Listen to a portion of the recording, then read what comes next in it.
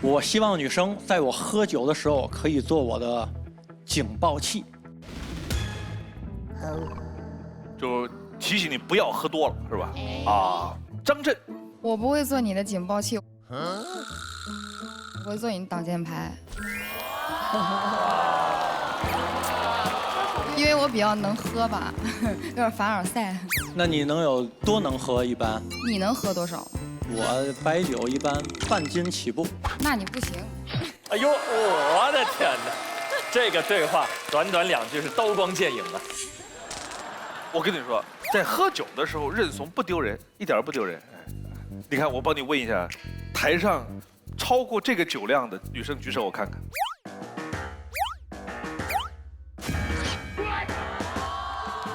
你自己看看吧，你自己看看吧，真能喝。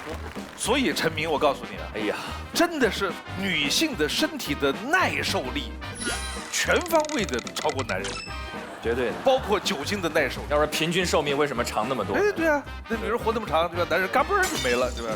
就是你也喜欢喝点酒是吧？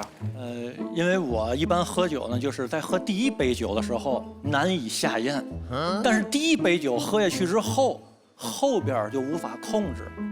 假设孟老师坐在我的对面，我就会说：“你看，咱们坐对门啊，得喝一个，就会一直喝。” 23号。男嘉宾，我问一下，那如果女生不喜欢就是你喝酒怎么办？小酌是可以的，但是如果你总是去跟朋友一杯，我不太喜欢。哦，那我就尽量的少喝。你看，假设啊，你去厕所或者你干什么的时候，我这1杯酒，我趁你不注意，来，咱俩赶紧干一个。干完了这一个之后，赶紧再倒回原来的这个。你就打算你的余生这么鬼鬼祟祟的过下去吗？没有，就是偶尔嘛，咱不能让女生不开心。我觉得是这样的，相亲就是这么回事。像23号这个女生呢，她就应该找一个不爱喝酒的男生，有很多这样的男人。你呢就不能找他这样的，你就应该找那样的。哎，你爱喝一点，我也爱喝一点，愉愉快快的。但是我还是那个话，谁都不要酗酒，都不要过量，干嘛非得找一个别别扭扭的呢？没错。孙楠，那我想知道你喝多是什么样子呢？我的酒品呢还是不错的，我喝多了呢就爱回家睡觉。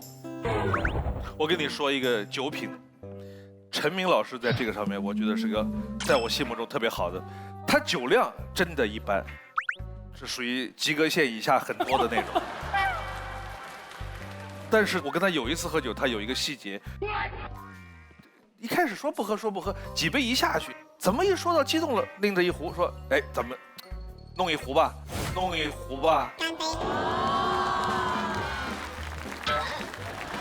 也不知道谁好心给他倒的那一杯是水，他咔一口喝下去，哦不对，这个不对，这是水啊，重来。